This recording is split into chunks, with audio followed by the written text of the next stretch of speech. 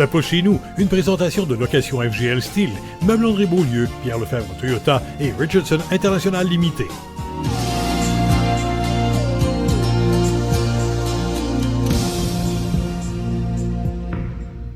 Je me trouve ici aujourd'hui à Yamaska, à la ferme Le Jardin du Paysan, dont la propriétaire est Catherine Thibault. Bonjour Catherine. Bonjour Annie. Alors pour que les gens comprennent, ici même, on se trouve dans une ferme qu'on appelle de proximité. Oui, Qu'est-ce que c'est au juste une ferme de proximité? En fait, plus que jamais cette année, une ferme de proximité. Moi, je suis une ferme maraîchère biologique, donc des légumes biologiques depuis 5 ans. Au cours des dernières années, on faisait des ventes ici à la ferme. On a été dans les marchés publics. L'an passé, on était au marché public de Mont-Saint-Hilaire. Avec le COVID, ce que ça a amené comme changement au printemps, on a vu qu'il y avait une très forte demande pour les paniers de légumes. Donc, on a offert aux gens de faire la livraison de paniers pour qu'ils puissent recevoir leurs légumes de façon sécuritaire. Donc, au mois Régulière. d'avril, en pleine COVID, Oui. les gens se sont inscrits. Puis l'engouement, vous avez constaté un engouement, Catherine? Oui, vraiment. Nous, on faisait peu de paniers. On orientait notre mise en marché différemment. Puis, les paniers étaient offerts, mais on n'en vendait pas tant. Et puis, cette année, avec le COVID, vraiment, ça a été notre démarche d'offrir vraiment la livraison pour que ce soit facile pour les gens et qu'ils puissent recevoir des légumes chez eux de façon sécuritaire, régulière. Donc, on a annoncé la livraison de nos paniers. On a fait un petit peu de pub dans ce sens-là au mi-mars, début avril. Et puis, vraiment, il y a eu un engouement pour les paniers incroyable. À la mi-avril, là, notre programme de paniers était complet. Donc, C'est qui la clientèle type? Famille, personnes âgées, puis c'est où à peu près dans la région? il y a un peu de tout, honnêtement. Il y a des jeunes familles, des gens avec des jeunes enfants. Il y a aussi des personnes âgées. On a à peu près le tiers de nos paniers qui sont vraiment au niveau de la municipalité ici, donc tout près. Sinon, c'est vraiment 100% à l'intérieur de la MRC Pierre de Sorel, à peu près le 2 tiers. On va jusqu'à Tracy, dans le fond, faire la livraison de nos légumes.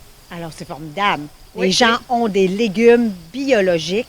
À ce temps-ci de l'année, là, nous sommes à fin août. Qu'est-ce que les gens retrouvent dans leur panier? Là, présentement, c'est sûr, il y a beaucoup de tomates cerises. Il y a des cerises de terre. Là, on a du maïs sucré aussi qu'on met dans les paniers, des melons d'eau. Donc, on est vraiment au pic de la saison. Ça n'a pas été une saison facile, mais là, présentement, on est au pic de la saison. On a vraiment des beaux légumes, je pense. Puis, parle-moi des défis. Maïs sucré. L'année Oui. passée, c'est pas été facile. Hein? Raconte-moi Non. le défi pour le maïs puis le melon d'eau, par exemple. Pour le maïs, en fait, on savait déjà que c'était quelque chose qui était très demandé. Moi, j'ai une ferme vraiment à petite échelle. Donc, c'est pas facile. Maïs sucré, un plant donne un épi, généralement. Donc, ça prend quand même pas mal d'espace. Et en mode biologique, on ne peut pas vraiment semer le maïs directement. On peut le faire, mais souvent, les résultats sont décevants. Il y a beaucoup les oiseaux, il y a des insectes aussi qui vont manger des semences qui ne sont pas traitées, qui n'ont rien, qui sont là disponibles au printemps. Donc, ce qu'on a fait cette année, une nouveauté, c'est qu'on l'a tout semé dans les serres. On a repiqué au champ 800 plants de maïs. Il faut aussi mesurer la distance pour le maïs, c'est très important. Donc, on a passé beaucoup de temps. Là, j'avais une stagiaire puis une employée formidable qui ont passé beaucoup d'heures à semer, à planter en fait le maïs. Puis cette année, enfin, c'est un succès. Là. Je suis très contente de ça. Puis pour que les gens, l'approche de deux récoltes, une récolte hâtive, une récolte tardive.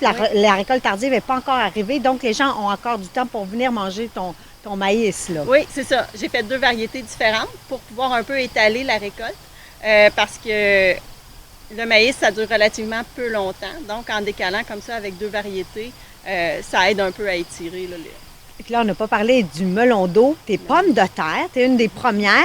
Il y en a un autre à Saint-Aimé, mais on y reviendra au cours de la saison. Mais les pommes de terre puis du haricot, c'est une tendance que tu as pris chez Héribec. Raconte-moi. Oui. Là, ça suscite aussi encore de l'engouement chez les consommateurs. Oui, en fait, les pommes de terre, c'est aussi un légume qui est très populaire. J'avais pas osé encore l'essayer en culture biologique. Mais cette année, ça fait 5 ans là, que je cultive des légumes. Puis je veux vraiment à chaque année m'améliorer puis aller vers d'autres légumes que les gens demandent, que les gens veulent. Donc les pommes de terre, c'est un petit test cette année. Il n'y en avait pas beaucoup, mais il y a certains formats de panier qui ont pu en profiter, qui ont pu avoir des pommes de terre nouvelles là, qui venaient d'ici, qui étaient biologiques. Pour ce qui est des haricots de Haribec, c'est en fait des démarches que j'ai commencées avec eux cet hiver, avant même que le COVID commence. Pour moi, c'était naturel de dire légumes biologiques. Qu'est-ce qui complète ça? Des légumineuses biologiques. Puis on a une entreprise qui fait ça ici juste à côté, la municipalité d'à côté. Donc, vu que moi, j'étais en biologique, ben là, je suis allée vraiment vers leur variété à eux qui était aussi bio. Au départ, j'aurais aimé les offrir en vrac pour être plus éco-responsable. Le COVID a changé ça, mais quand même, les gens d'Aribec ont été tellement gentils. Puis après multiples discussions avec eux, ils ont tout emballé mes haricots en format d'1 kilo, donc je peux les offrir pré-emballés, c'est plus sécuritaire. Puis encore là, je suis très contente de ça.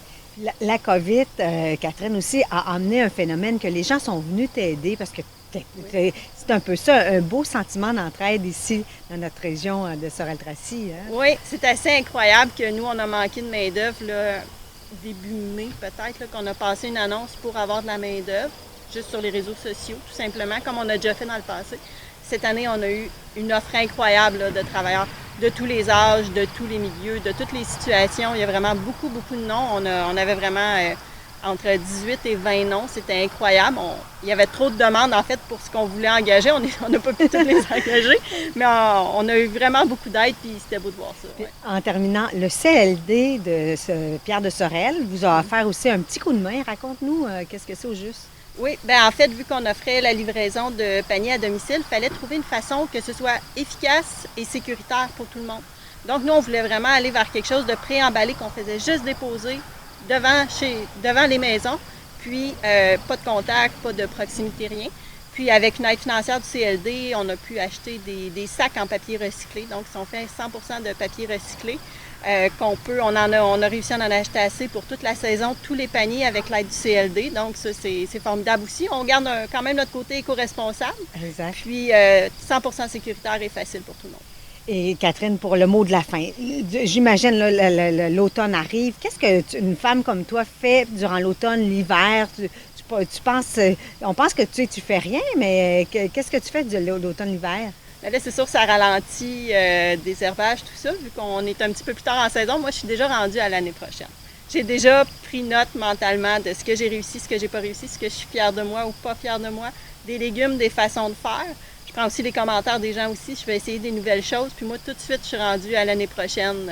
Déjà? Dans ma tête. Oui. Alors qu'on est en plein cœur du mois d'août. C'est Puis ça. En terminant, je ne peux pas m'empêcher de poser la question, de quoi es-tu le plus fière en 2020? Ce que je suis le plus fière en 2020, comme on disait tantôt, premièrement, d'avoir rapatrié ma clientèle. Moi, au départ, il y a 5 ans, quand j'ai commencé à faire des légumes, je voulais une ferme éco-responsable. Dans ma tête, je voulais vendre à mes voisins. Voisins étant pris au sens large, mais aux gens proches de chez nous. Je voulais fournir des légumes aux gens proches de chez nous. Puis cette année, plus que jamais, c'est ce que je fais. Tous mes clients sont dans la MRC Pierre de Sorel. Je suis très, très contente de ça. Puis aussi, à chaque année, même si j'ai une petite ferme, je cultive pas grand, à chaque année, je fais de plus en plus de légumes. À chaque année, j'augmente ma production sur la même superficie. Donc, je m'améliore. Et ça répond à ton besoin d'être innovatrice, talentueuse et aussi une notion de dépassement, parce que c'est ça que nos agriculteurs dans la région, chacun à leur façon, réussissent à se dépasser ici même. Ça peut chez nous, une présentation de location FGL Style, Meubles André Beaulieu, Pierre Lefebvre Toyota et Richardson International Limité.